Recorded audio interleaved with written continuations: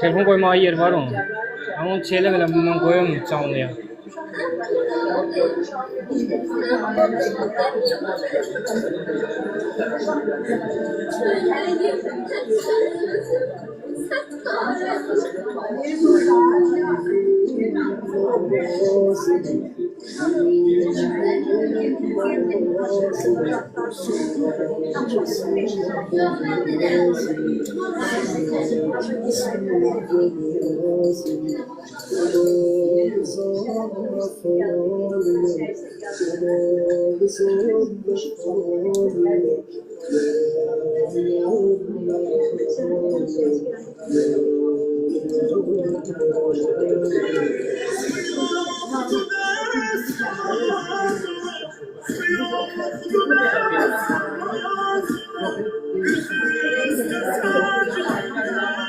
Salam abi, salam, hoş geldiniz.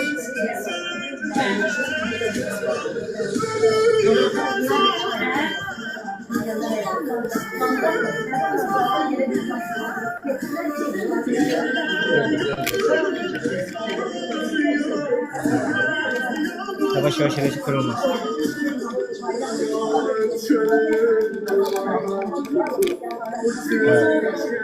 Yok, açılar. Bilmeyi.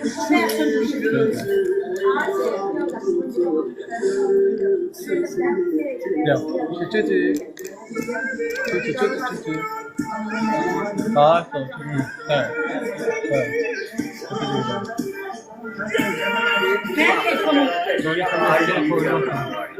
Aleyküm selam, hoş geldiniz. Çok sağ olun, yaxşıyam. Hoş geldiniz. Teşekkürler, Allah razı olsun.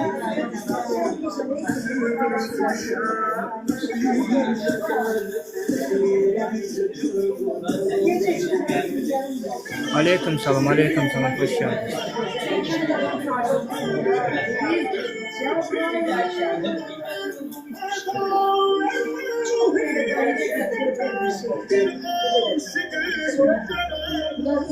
Yani Powerbank'a değmiyor.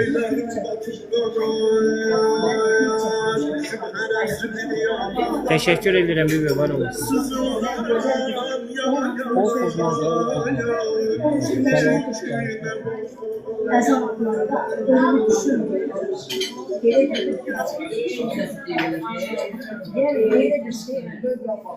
Bizim kendimiz oldu ama onun parçası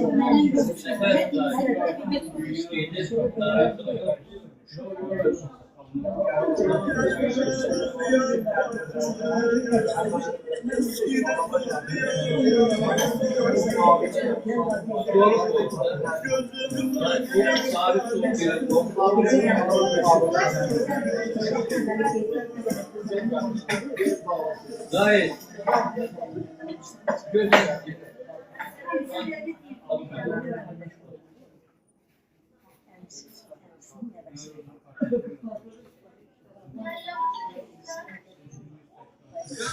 Yeni gelenler hoş geldiniz.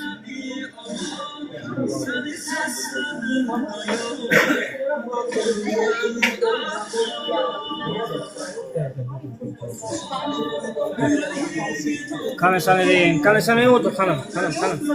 Hanım odur. Kanı odur. Otel odur. Ola.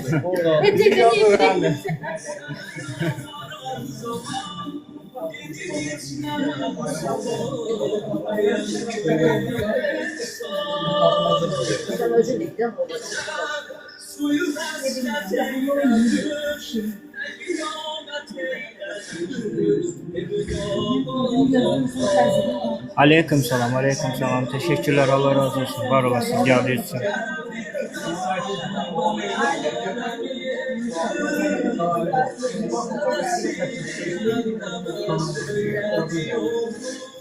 Yok, Fransızcadan bir deniyorum. Ben onların üstüne devam ediyorum.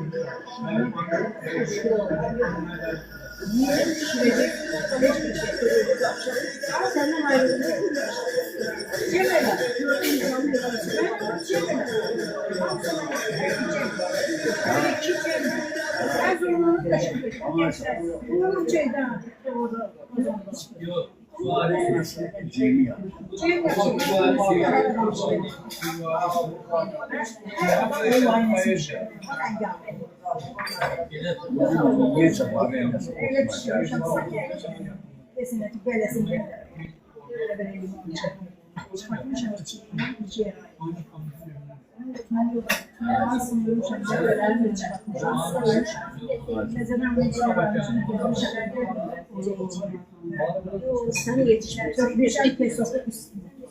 Sen yetişmiyorsun. Söylemeyeceğim üstüne peso.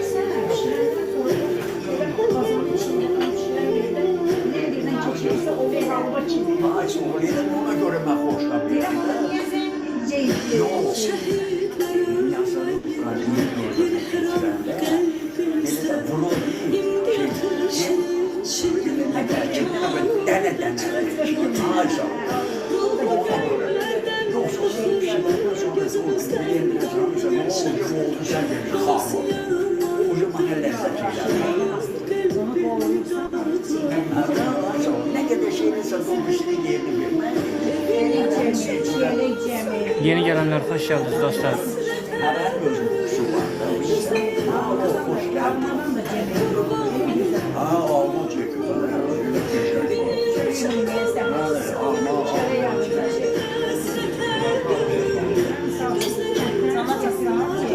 Açmışam.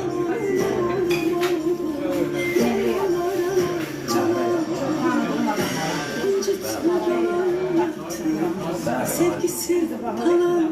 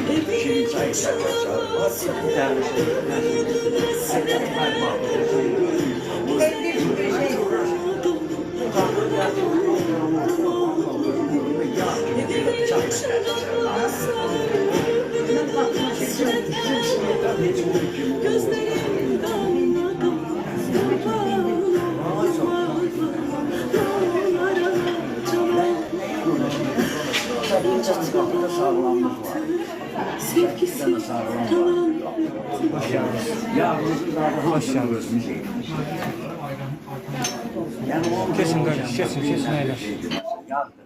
Kesin eyler. Stollardan oradan getirsinler uşaklara diye.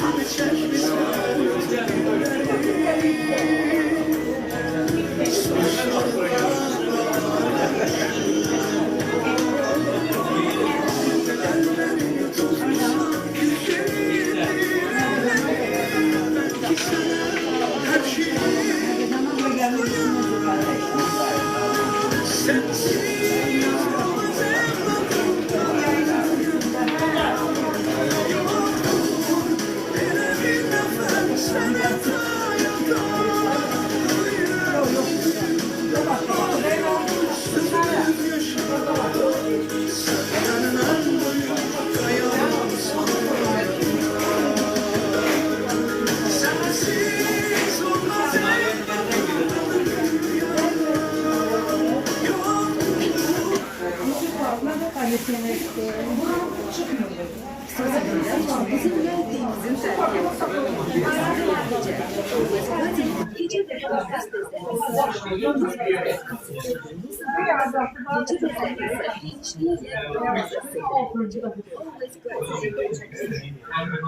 Allahu Ekber, Allahu Ekber.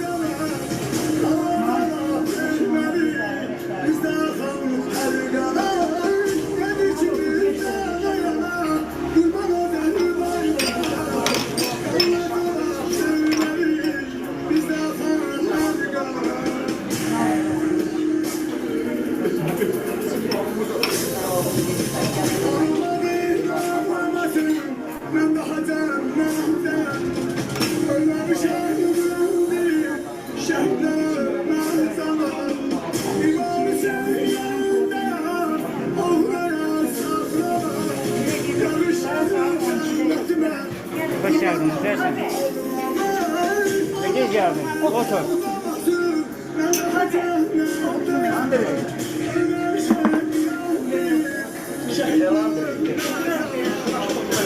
Hoş geldin. Ne yapıyorsun kız?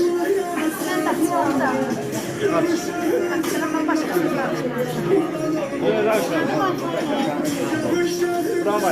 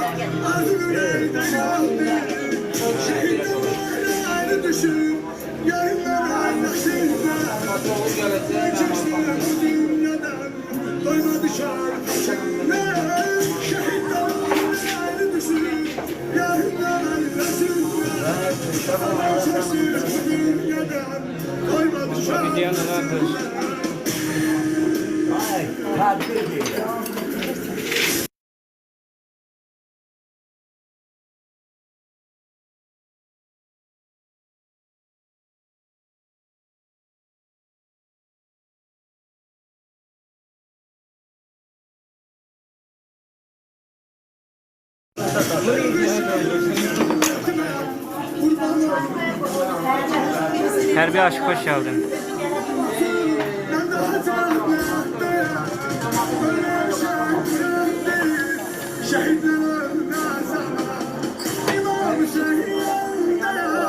Terbiye aşık teşekkür varım.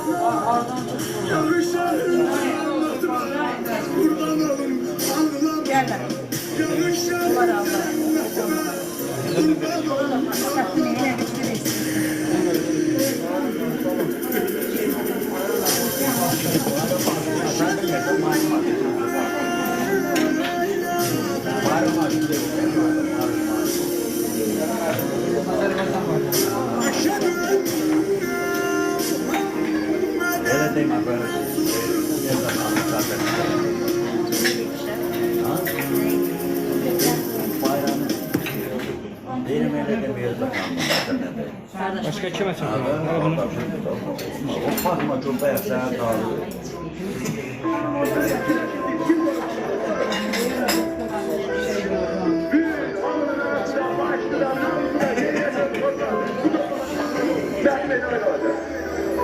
cennet olsun cennet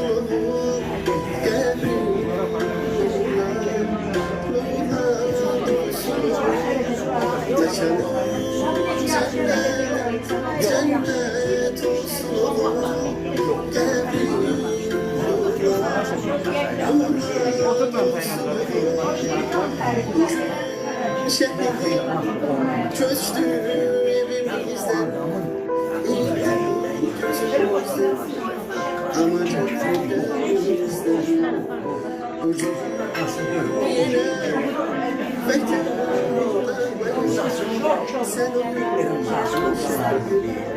sen uyumaz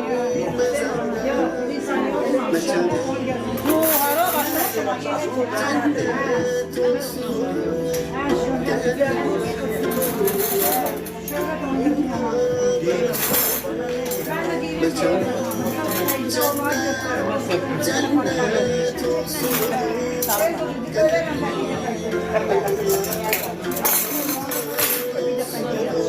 Demişim ona bak.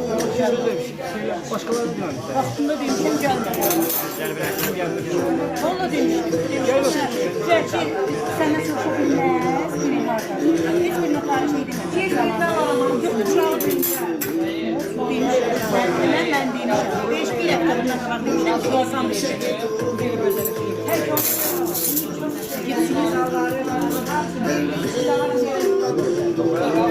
Çok adam boşluğuna göre, çok adam boşluğuna göre. Ben de çıkıyorum. Ben öz internetim var. Çok adam boşluğuna değil olur.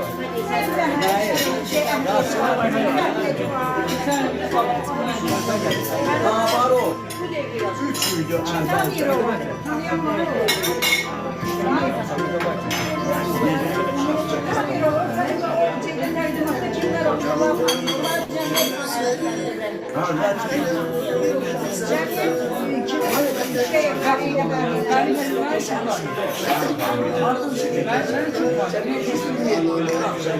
Dostlar, kimler dəstək olursa var olsun. Sizlərdən hədiyyə istəmirik, sadəcə yanımızda olun. Bu neysə qarşılığında eləmirik.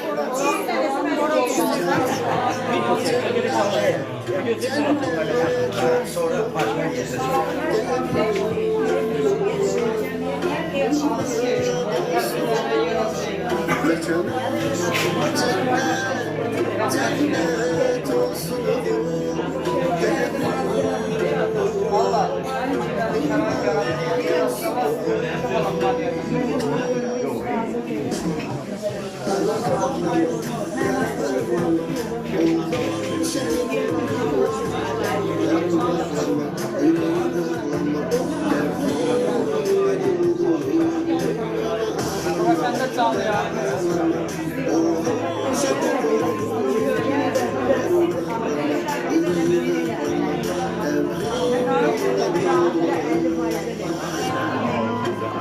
Burada olanlar şəhid analarıdır, şəhid yaxınlarıdır, qazilərdir, şəhid övladlarıdır. Burada olanlar. Bəli.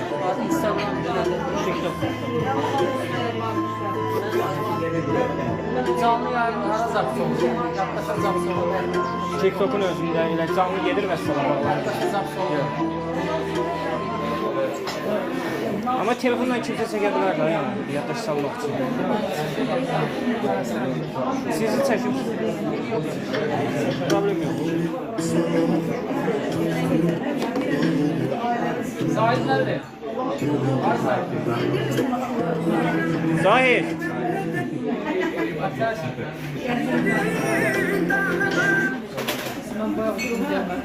Biraz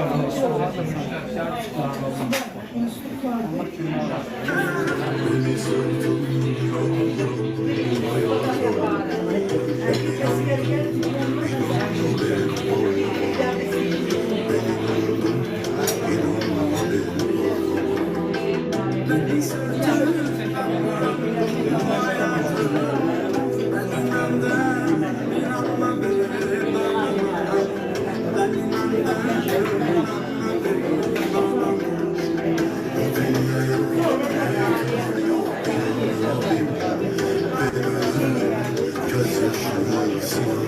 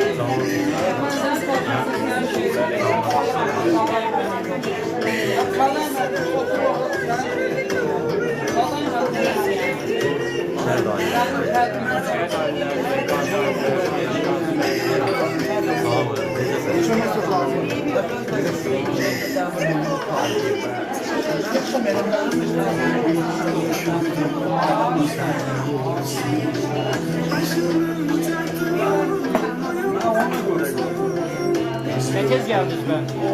Ne tez geldiniz? Salamat Madem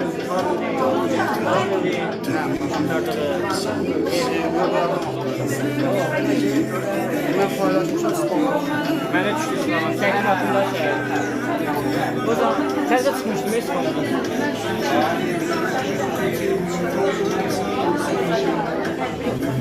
Hoş geldin.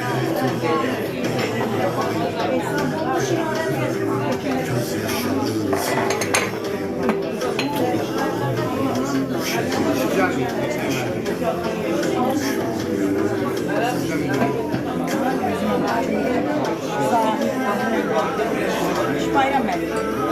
Şimdi bir söyle. Şaka etmedim. Demiştim de gelmedi. Demişim. Vallahi demiştim annenin biri yesemiştim. İsteseydim. Özleri bile.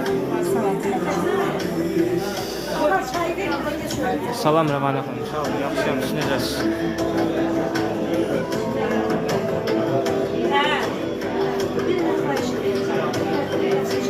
Ben başlayacağım. Ben bir tane hamur çayını içeceğim. Aparatları yemeği var artık. Oradan çək, baş. Koydun her şeyi içeriye. Sütlerini de hamur otursun. Aparatları şuraya gidiyor.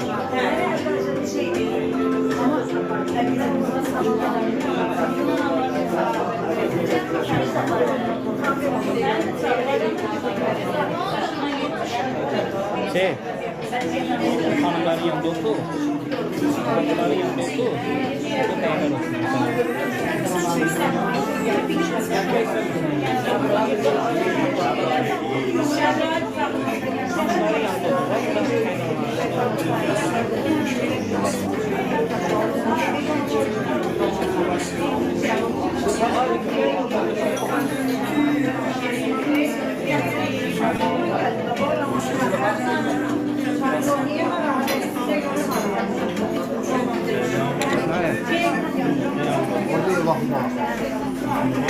Kısa da bir tane yeri var da hanım. O aparatı iş koydu. Aparatı şey diye.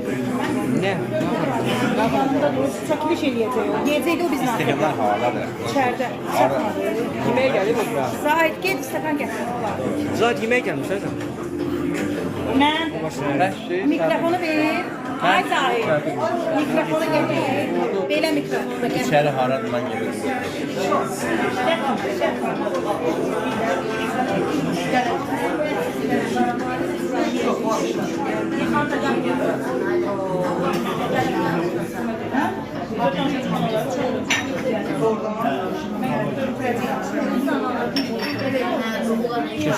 Her şeyimde var.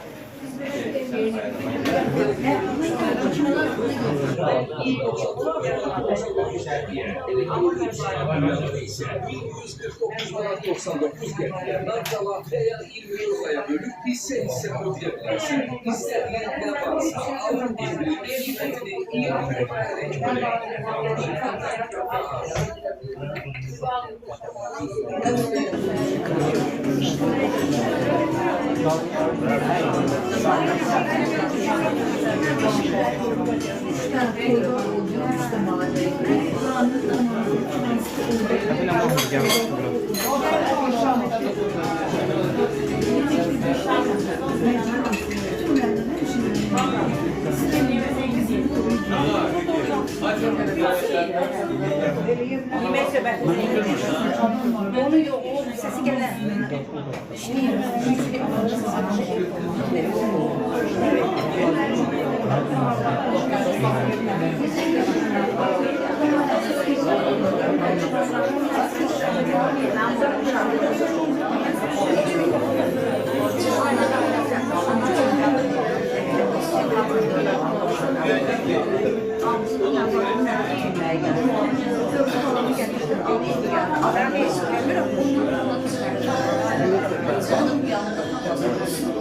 Berat kasabı.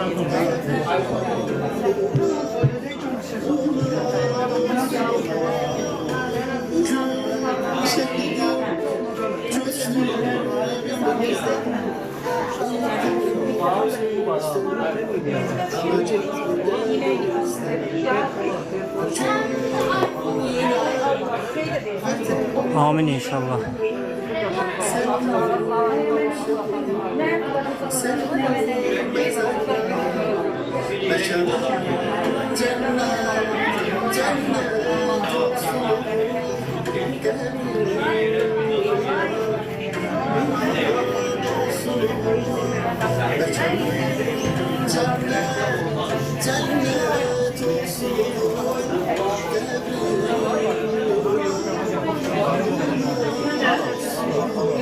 Gidin. Kimden uşaqlar verilecek. Eşitlik. Bu bağlamsan ya. Şükür işitmirsən. Şükürmü? Bunlara koy. Telefona tapmasan da. Kimisə telefonda da çəkiliş sizdə deyil. Kimsə gələ biləcək, yaxşı. Bayram Elə bilirsən.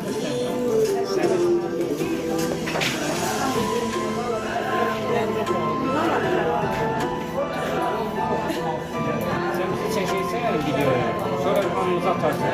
Burası yetek satmayın. Mən sizə açmışım.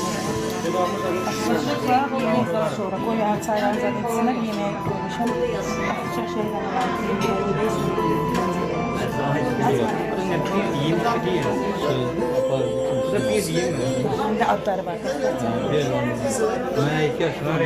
Yox, sən burası asırlı. Yəni, Çınarən başqa aşırılara gəlir. Yəni, böyük burada Əzza xanım da gelir. Birinci Sulfaya söz verəcək. Yox. Dönün anasına gerek Sulfaya verək gedəcək. Ha, real sağlam. Bir dənə gəlsin salam.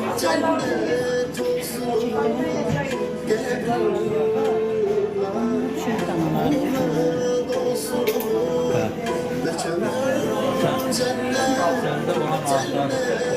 Məndə olan şey də var.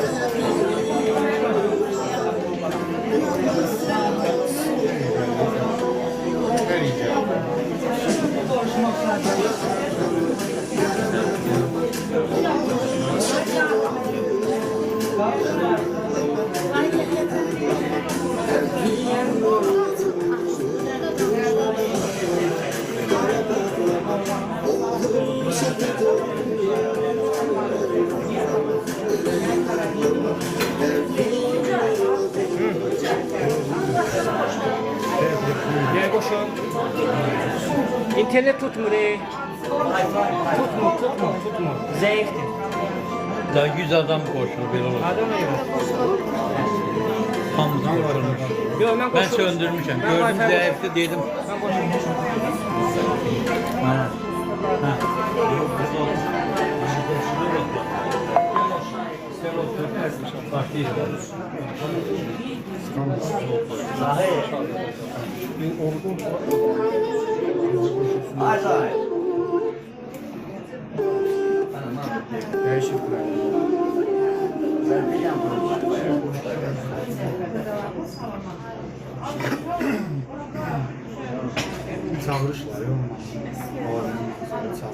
Yollar koymuşlar.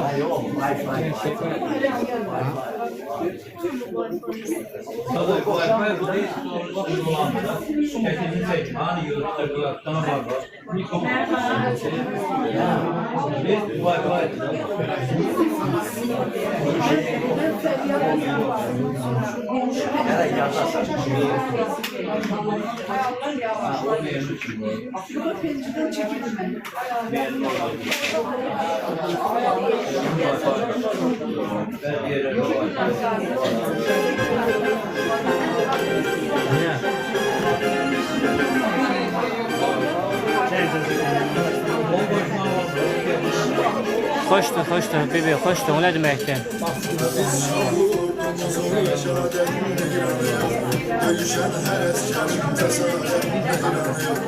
Ali başkanından siyaset düşmanı yaman saç başa yaşa Azerbaycan. Uçağını yayın. Çekilik yapıyor.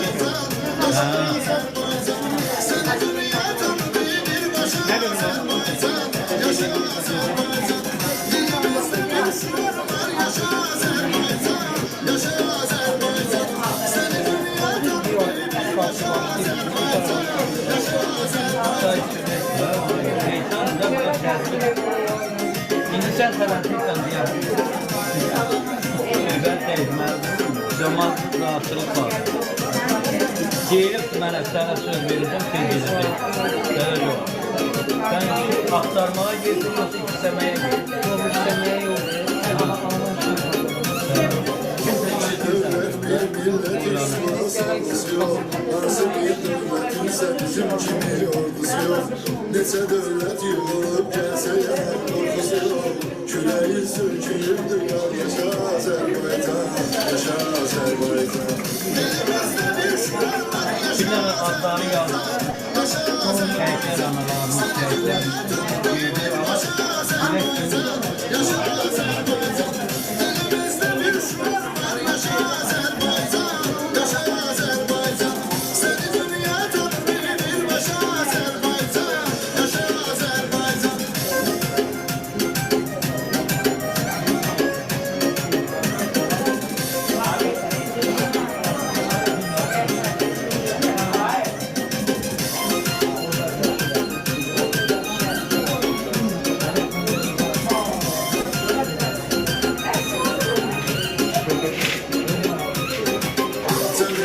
Azerbaycan vətən övladlarını çeşiyində görərəm vətən övladlarını vətən uğrunda verəm can vətən övladlarını qızıl hərflə yazıb yandaşa Azərbaycan yaşa Azərbaycan dilimizdə bir şəhər var yaşa Azərbaycan yaşa Azərbaycan səni dünyada bir yaşa Azərbaycan yaşa Azərbaycan dilimizdə bir şəhər var yaşa Gel, hoş geldin. Tamam, git bak, o diye sana gönder. Niye? Lan? Hala yok, git oraya. Git oraya. Git. Söze bak ya, söze bak.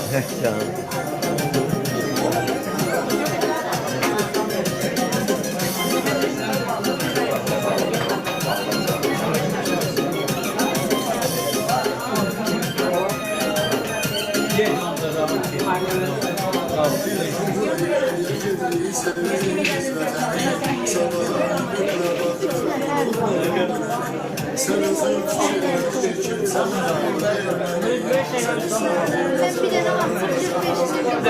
Çekler göstersin.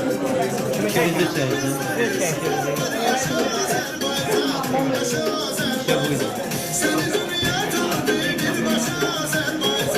Şöyle sen ses ver.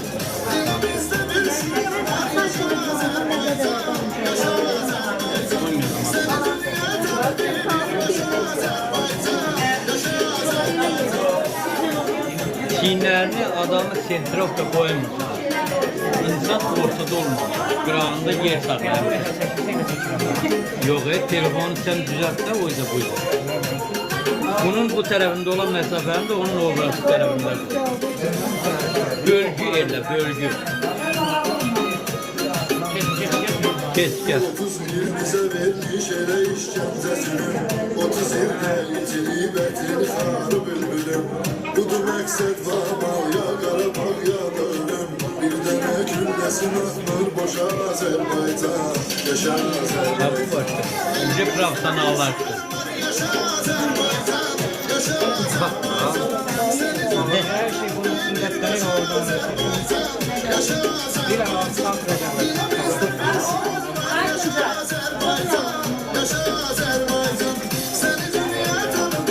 Tamam, ne dersen? Sağ ol, Allah'ım. Sağ ol, Godin. Sağ ol. Gelirsiniz. Yok, tatil He. Gel.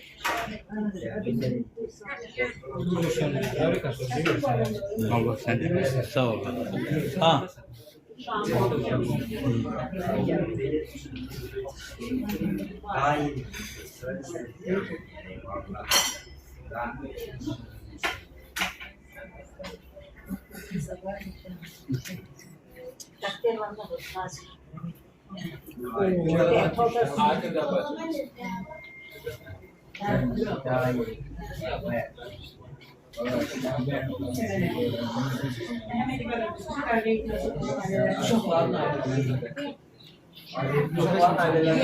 Çekiliş ama onunla. Uşaqların ailələrində Yayınlasın da kalbilerde konuşuyor.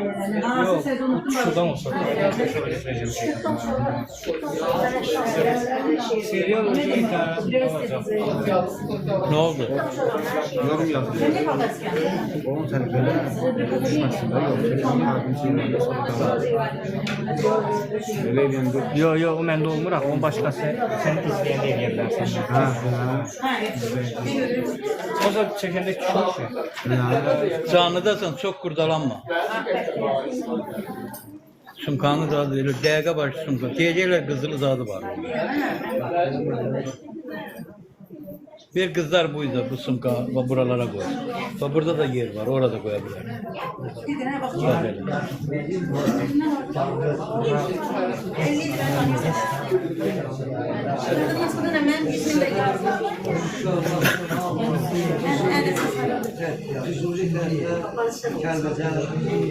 Dostlar, dinleyek birbirimizi. Biraz tez olaq. İnsanların getməyə vaxtı var, gəlməyə.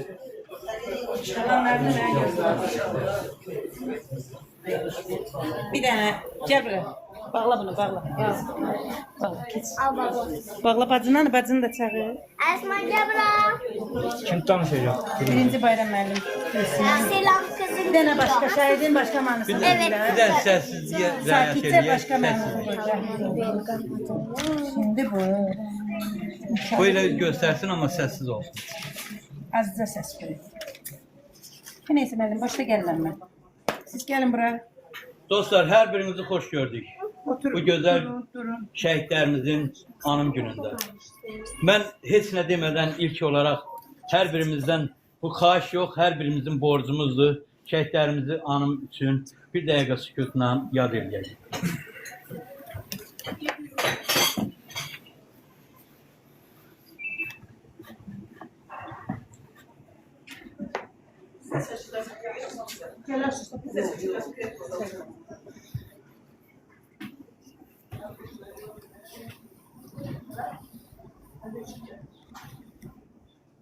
Cəmi vətən yolunda canını qurban vermiş, özlərini bizə fəda etmiş şəhidlərimizin hər birinə Allahdan rəhmət diləyirəm. Sizin də bu gözəl münasibətinizi alqışlayıram. Eşq olsun hər birimizə. Əyləşin. Saniye ben götürürüm. Burada bizim bu meclisi yaratmakta məqsədimiz sadece bir insanın arzusunu, elə bil ki sizlə birlikte bir insanın arzusunu bu dəqiqə yerinə getiririk. Çinarə xanım arz eləmişdi ki, ürəyim istəyən, gücüm çatan mı deyək, nə bilim, könlümdən keçən bir gün şəhidlərin adını anım günü edəcəm. Yani öz hesabına. Onun için biz buradayız. Sizin de gelmeniz doğrudan da bizi şərəfləndirdi. Təsəvvür edin ki, gelmişik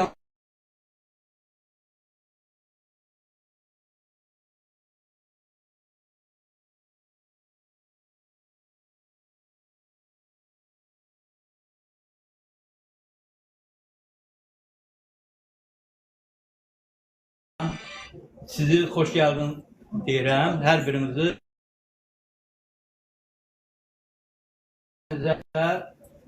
dövlətimizə gözəl günlər nəsib eləsin.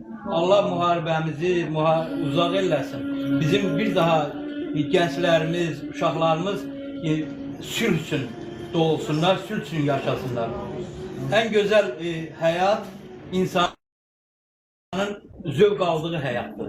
Fərqi yoxdur, sən orada böyük bir hansısa bir idarənin rəhbərisən və yaxud hansısa bir idarənin kiçik bir fəhləsən. Əsas odur ki, soğan çörəklə, o vaxt deyirlər, qəzet üstündə bir soğan çörəyini ağız şirinliyindən, xoş niyyətlə, xoşbəxtliklə onu yeyə bilərsən.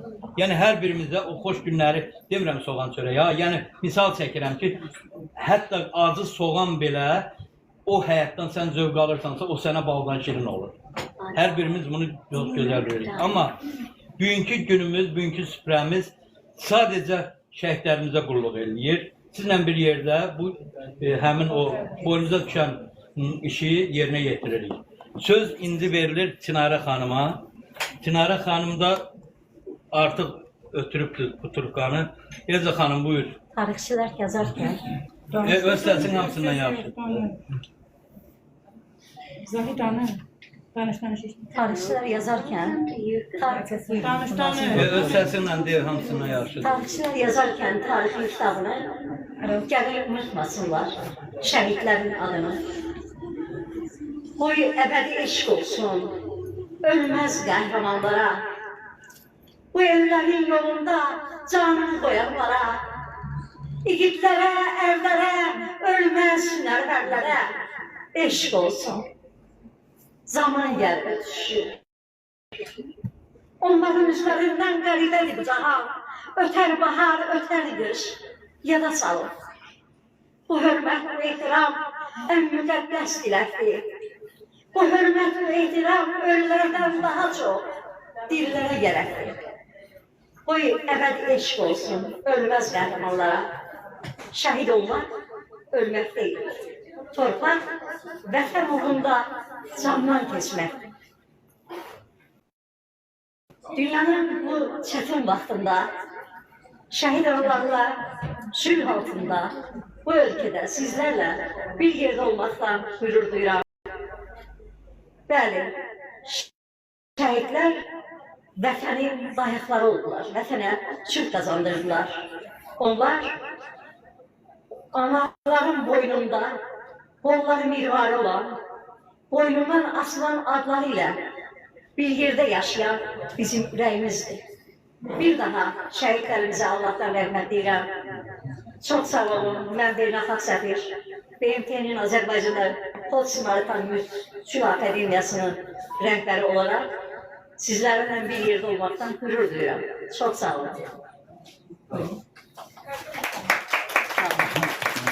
Herkes sağ olsun. Zahmet olmasa yaxınlar. Mən də bütün şəhid analarımızı buradan hər birini gələn ayaqları var olsun deyirəm. Şəhidlər ölməzdir, vətən bölünməzdir. O gündən bu yana anaların içi üzdən gülməzdir. Bütün şəhidlərimizi biz yaşasın deyə biz bugün, mən o düzdür, o şəhid yeməklərini mən ayseçlik qoymadım. Dedim ki, mənim ürəyimdən arzu edirəm ki, orada nə olsa da yeyilməlidir. Bəzən anaların boğazından keçmir, bunu bilirəm. Amma hər birinin əvvəldən arzum olub ki, orada nə varsa ondan datsınlar, yesinlər. Çünki mən onu özüm gecə hazırlamışam ki, şəxsən öz adıma ki, Bayram müəllim, sağ olun. Yəni, bundan artıq nə deyə bilərəm, hər biriniz sağ olun. Yəqin ki, yox, mənim istədiyim insanlar buradadır, istəmədiklərim məndən uzaqdır. Mehman əmi, şəhid atası, sizi də hər zaman var olun. Nə deyə bilərəm bu barədə? Mənə dəstək olanlar Zahid gənc jurnalistimiz və atam kimi sevdiyim insan Bayram müəllim hər zaman yanımda olub. Nə deyə bilərəm ki? Yəni, şəhidlərə biz həmişə borcluyuq. Olmasın bir günün gəzintimiz, olsun bir gün insanımız. Nə olacaq bununla da? Amma maalesef bunu anlayan yoxdur. Dünya kefdən yaranmıyor ki. Kef də var, gün də var, gülmək də var, oynamaq da var. Nə deyə bilərəm ki? Yəni, yenə də deyirəm.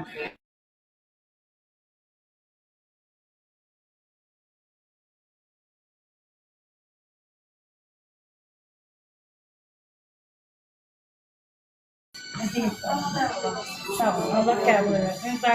Sözü sənə verirəm, çünki sənin də əziyyətin burada böyükdür.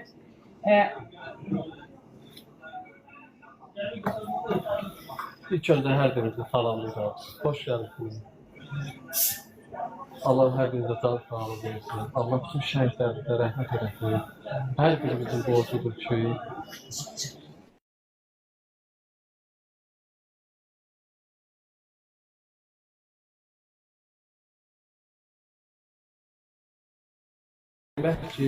şəhidlərimizə və qazilərimizə, veteranlarımıza borcluyuz. Allah bütün şəhidlərimizə rəhmət eləsin. Nə qədər ki canımda can var, mən bunu hər zaman bütün tədbirlərdə deyirəm.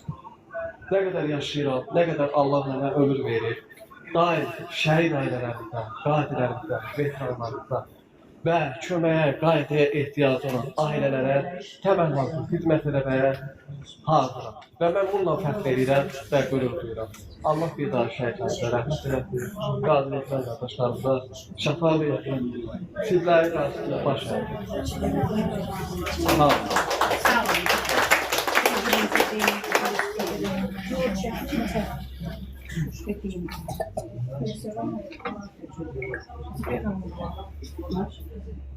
Burada bizim Zülfiyə xanımımız var. Yəni hərbirdə canlı fəda edən xeyriyyətçimiz olan İsmailova Zülfü Bəxtiyar qızı, Azərbaycan Respublikası Müharibə Əmək və Silahlı Qüvvələr Veteran Təşkilatının İctimai Birliyin üzvü İsmailova Zülfü. İstərdim ki, özünüz gəlib barədə danışırsınız. Dəftər məlumat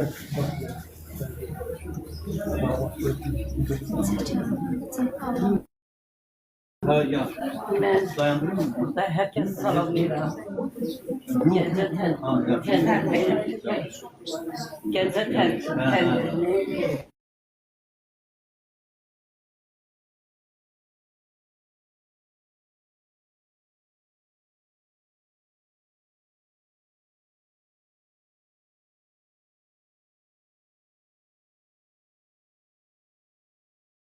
birinci şəhid anaları qəhrəmandılar bizləri. Onlar qəhrəmandılar ki, qəhrəman evlatlar dünyaya gətirdilər. Onların qarşısında baş əyirəm. Şəhidimiz müqəddəsdir. Şəhidimiz cümə günləri, şəhidlər hamısı gedirlər cümə namazına. Biz deyirik ki, biz cümə namazına gedirik. Ancaq biz getmirik, onlar gedirlər. Deməli, mən sizə bir misal çəkim. Bir şəhidin anası, düzdür, şəhidin anaları hər dəqiqə istəyirlər balalarının məzarları üstündə olsunlar. Bir şəhidin anası hər cümə günü gedirmiş oğlunun məzarına. Bir gün yatıb yuxusunda görür, deyib ki, görüb oğlu gəlir, deyir, ana, sən bazar günü, cümə günü gəlmə mənim qəbrimin üstünə. Deyir, nəyə görə balam? Deyir ki, axı, mən cümə namazına gedəndə, namaza çatan kimi əli salam deyir ki, dur get anan səni gözləyir. Mən yenə deyirəm, biz şəhidlərin qarşısında, şəhidlərin biz torpağında yaşayırıq. Şəhidlərin qanı axan torpağında çörək yeyirik, su içirik, kürhanlan gəzirik. Ancaq bilinmir ki, şəhid anaları, şəhid ataları evlərində nə çəkirlər? Hansı hisslər yaşayırlar? Şəhid atasını, o da bir atadır, qəhrəman atadır. Şəhid ataları, şəhid anaları qəhrəmandılar. Ancaq o hissləri yaşamaq üçün onlarla birgə olmalıyıq. Onların yanında olmalıyıq. Bizim elə məmurlarımız var ki, elə bizim yuxarılarda işləyənlərimiz var ki, şəhid ailələrindən, şəhid balalarından heç birindən xəbərləri yoxdur. Heç birlərindən xəbərləri yoxdur. Bilinmir ki, kim harada ağlayır, kim harada ac qalır, susuz qalır. Ona görə mən bütün məmurları, bütün elm işçiləri, hər kəsi bu çalışıb çağırıram ki, hər dəqiqə, hər zaman biz şəhid balalarının, şəhid ailələrinin, şəhid atalarının yanında olaq. Bu qədər. Hamımızın qarşısında baş əyirəm, əllərimizdən öpürəm. Mən hərbiçiyəm, hərbidə mən əsrdə dəyişmişəm, canlı da qoymuşam. O illəri 98-ci ildən 14-cü ilə qədər mən o illəri onlarla bərabər yaşamışam. Qan da təmizləmişəm, hər şey eləmişəm, ağzına yemək də vermişəm, hər şey eləmişəm. Halal xoşlar olsun. Hamısını. Çok sağ olun. Sağ olun. Sağ olun. Biz bir değerli şairi Saday Kazaklı'nı çağırdık. Saday Kazaklı'nı.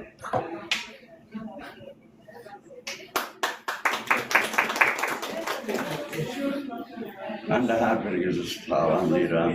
Yani bu şəhidimizin bugünkü məclisinə iştirakınızla gəlmənizə xoş gəlmişsiniz. Hər birinizi salamlayıram. Sağ olun ki bugünkü günü, yəni bu şəhidimizin anı günündə hər biriniz tərəddüd eləmədən gözəl, yəni qızıl kimi vaxtınızdan ayrılmasan gəlib iştirak edirsiniz. Allah halinizi sağ edəsin, Allah qutlarınızı, ömrünüzü qoysun. Mən cəmi şəhidlərimizin yəni analarına təsir elədiyim bir şeirimlə yəni sözü tamamlamaq istəyirəm. Şəhidlər vətənin qürur yeridir. Tökmə göz yaşını şəhid anası, şəhidin məkanı cənnət evidir. Tökmə göz yaşı, şəhid anası. Əzli düşman başın, Turan ordusu, oldular düşmana kabus yuxusu, şəhidlərdən gəlir vətən qoxusu. Tökmə göz yaşı, şəhid anası. Adları daima qəlbimizdədir, ruhları göylərdə, üstümüzdədir. Şəhidlər ölməyib, zərgəmizdədir. Tökmə göz yaşı, şəhid anası. İki dölər, adı qalar dedilər. Üç rəngli bayrağı kəfən etdilər. Şəhidliyə ön sırada getdilər. Tökmə göz yaşı, şəhid anası. Vətən üçün canlarından keçdilər. Haqqı daim əldə bayraq etdilər. Tanrı dərgahında haqqa yetdilər. Saday deyər, budur ömrün mənası. Tökmə göz yaşı, şəhid anası. Allah cəmi şəhidlərimizə rəhmət eləsin. Qornar olmayan olsun. Mən bura Fərid Kənculazadə Mehdi'nin anasını dəvət edilməsindən yuxarıda qoydum.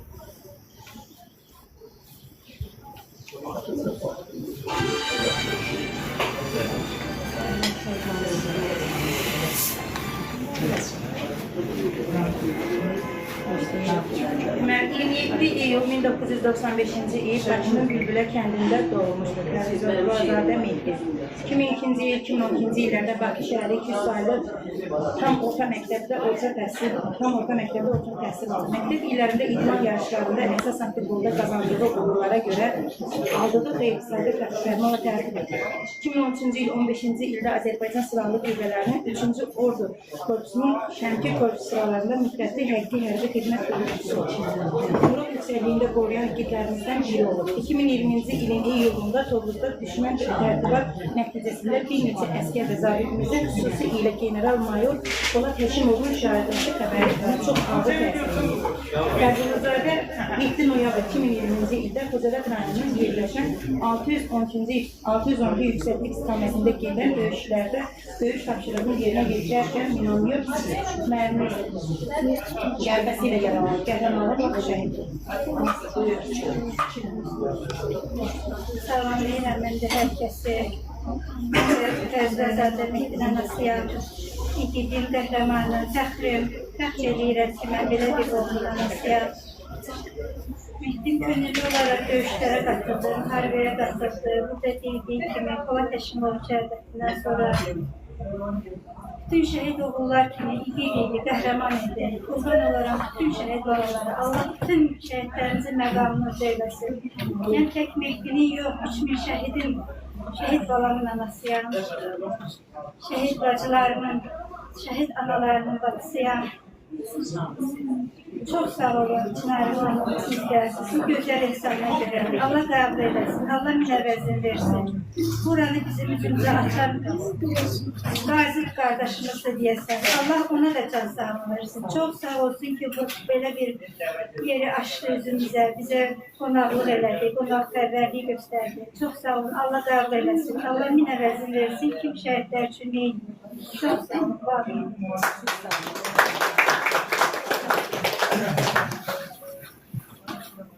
Cüneyt Hanım, şöyle Ülbül Bərdizoğlu. Anası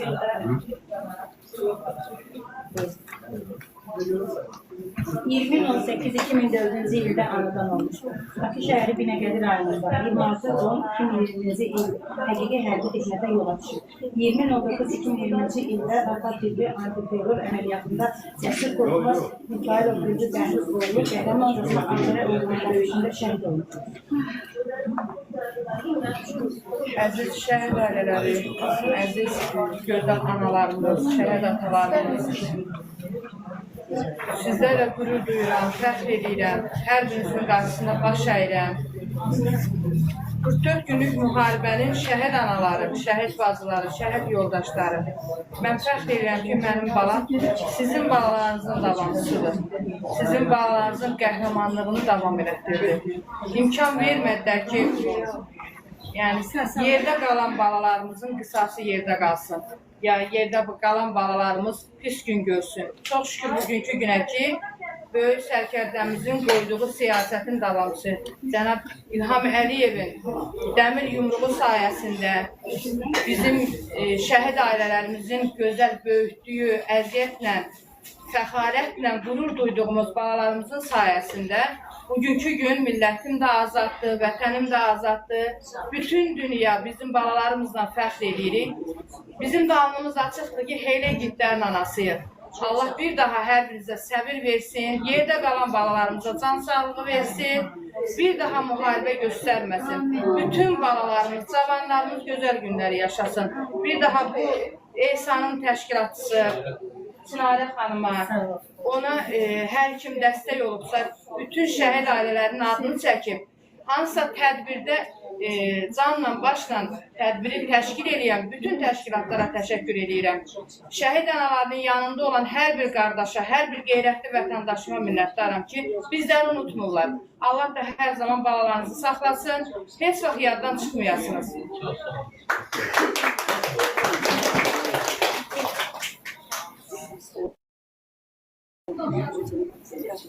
Yok. Şehrimizin anası Sevda Hanım, maşallah anası.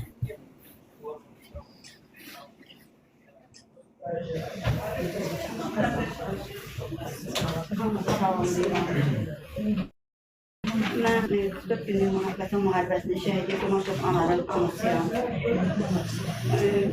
Mənim oğlum Xocavənd istiqamətində gedən döyüşlərdə qəhrəmancasına şəhidlik zirvəsindən qalmışdır. Oktyabrın 20-ci şəhadətinə qovursa da 2 aydan sonra dekabrın 4-ü mənim balamı tapıb mənə təhvil vermişdir. Balam Xocavənddə ferma var idi, orada su axırmış. Döyüş yoldaşları Şuşa istiqamətində gedirmişlər. Döyüş yoldaşlarının danışdığına görə su görürlər. Balam döyüş yoldaşlarına deyir ki, siz oturun.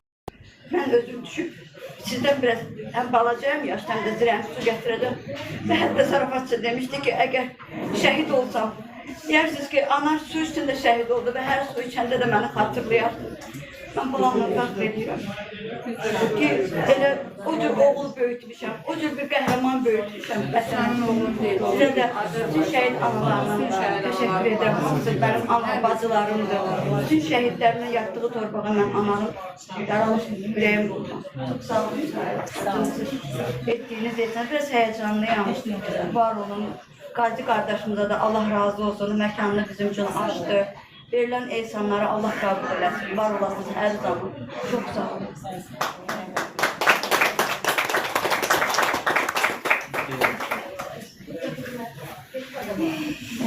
Müsaade Reyhan Bakı şəhərində anadan olub. Bakı Dövlət Universiteti və Avrasiya Akademiyasına gedir. Hal-hazırda 156 sayılı orta məktəbdə kitabxana müdiri işləyir. Azərbaycan Respublikası Şəhid Ailələrinə Qayğı Cəmiyyətinin Xəzər rayonunun üzrə sədr müavini işləyir. Yusufzadə Adəmoğlu 1992-ci ilin 22 may tarixində Bakı şəhərində anadan olub. 2004-cü ildə Mərdəkanda Süleyman Rüstəmov adına 3 sayılı gimnaziyada 1-ci sinifə gedir. 2015-ci ildə gimnaziyanı bitirən həmin il Azərbaycan Dövlət Bədən Tərbiyəsi və İdman Akademiyasında futbol müəllimi fakültəsinə daxil olur. 2019-cu il akademiyasını bitirir. Qazat rayonunda hərbi xidmətə yollanır. Tabor komandirinin müavini Asif Qoyar. Xidmət müddətində Ramildən hər zaman razı olmuşam deyil. Hər cəhəti ilə fərqlənirdi. O döyüş sahəsinə daxil olur.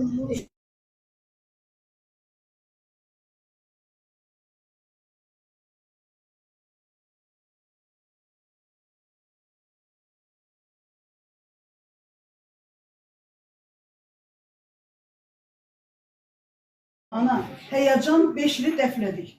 Artıq həyəcan yoxdur. İlk öncə təşəkkür edirəm Çınarə xanım dəvət etdiyinizə görə.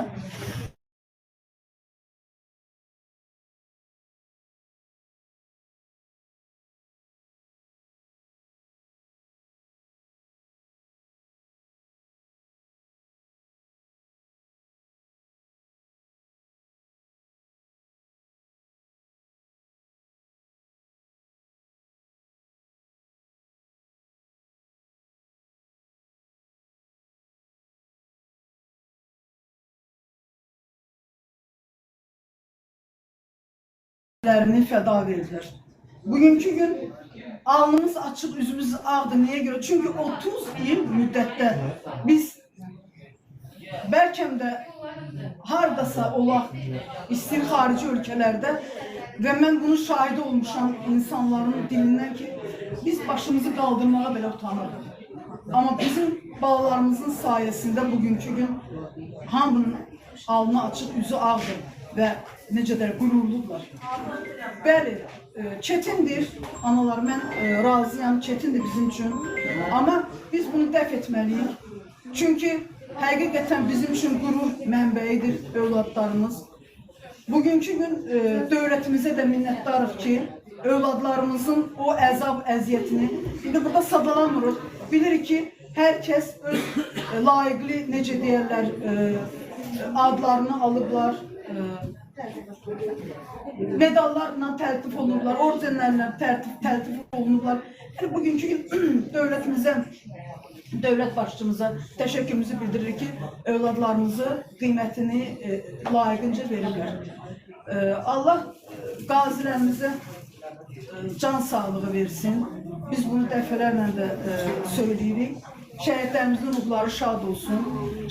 Hərbçilərimizi Allah qorusun. Çünki bugünkü gün həqiqətən indi isti bir zamandır. Amma qışda təsəvvür edin, inanın, hər dəqiqəsi bir yağış yağanda düşünürdük ki, görəsən, onlar nə edirlər. Bəli, çətindir, çox çətindir, amma onlar bunun öhdəsindən gəldilər. Biz, analar, ayaqda durmağa vadarıq. Çünki biz varıq, övladlarımız da var. Və buna biz məcburuq, baxmayaraq ki, çətindir, danışırıq, gülümsəyirik, amma qəlbimizdəki o təlatümü, o çılğınlığı yalnız biz özümüz hiss edirik qəlbimizdən. Və bugünkü gün bu cür Çınarə xanım kimi qeyrətli insanlar bizləri unutmurlarsa, bizim şəhid balalarımızı unutmurlarsa, nə xoş bizim halımıza ki, onlar yad edilirlər. Düzdür, Azərbaycan xalqımız mərd xalqdır, əzimli xalqdır. Azərbaycan xalqımız, mən həmişə bunu söyləyirəm, sözümün sonunda danışsaq çox danışarıq. İlla ki, bir təhsil işçisi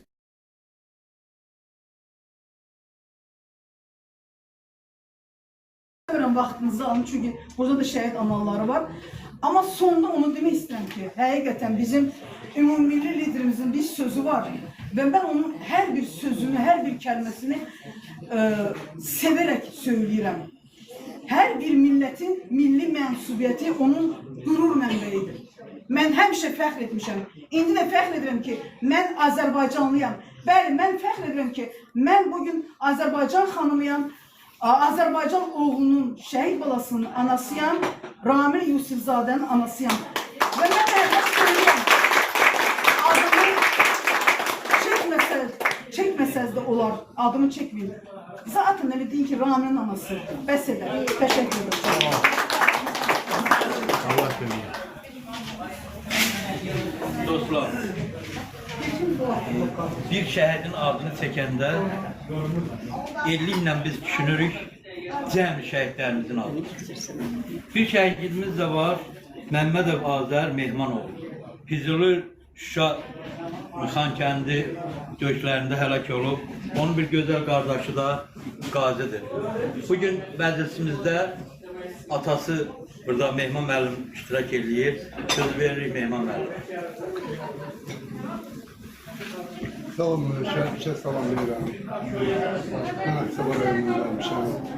Şəhid Məhəmməd Aksabal Tasıyan, cəsur döyüşçü ölümündən sonra bir oğlum qazidir, bir oğlumla bugün günü vətənin xidmətindədir. Mən çox danışaram, amma burada mənim qəhrəmanları, anaları var, bacıları var, evlatları var, yarları var. Çox söz danışmayacağım. Mən hər zaman demişəm, bugün də deyirəm, hər bir şey danışın qarşısında baş çəkir. Eşk olsun.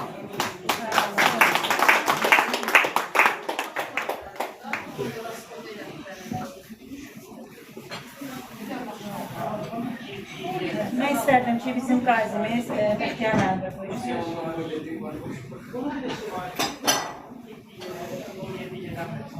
Hər birinizi salamlayıram. Şəhid analara, qazılara, baxmalarına baş edəcəm. Onların ailələrini istədik. Mən də uzun yıllar keçmişəm. Yəni 90-cı ildən 97-ci ilə qədər sonra ikinci döyüşdə də mən iştirak eləmişəm. Allah qazilərimizə, veteranlarımıza hamısına can sağlığı versin.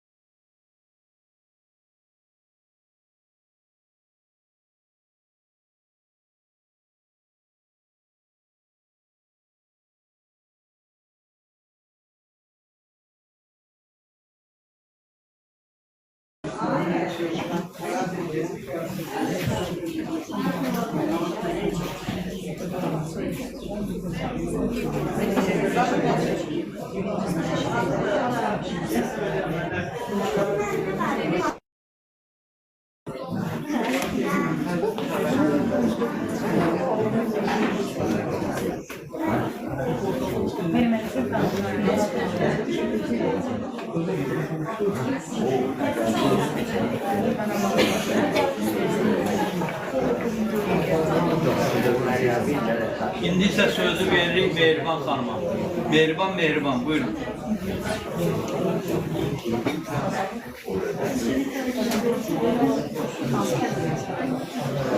Çok sağ olun, bana söz verdiğiniz için. Salamlayıram meclis əhlini, bütün şəhid ailələrinə hoş gəlmişsən deyirəm. Şəhid ailələrinin qarşısında baş əyirəm, qazilərin qarşısında baş əyirəm. Bugünkü torpağımızda azad yaşamaq üçün azad yaşayırıq, istirahət edirik, rahat yaşayırıq. Bugün ona göre şehit ailelerine borçluyuz, şehitleri borçluyuz, onun timsalında şehit analarına borçluyuz, şehit ailelerine borçluyuz. Sizden üzür isteyirik ki biz rahat yaşayırız. Ama siz ağrı acılı taşıyorsunuz. O ağrı acı bilin ki biz de taşıyoruz o ağrı acılı.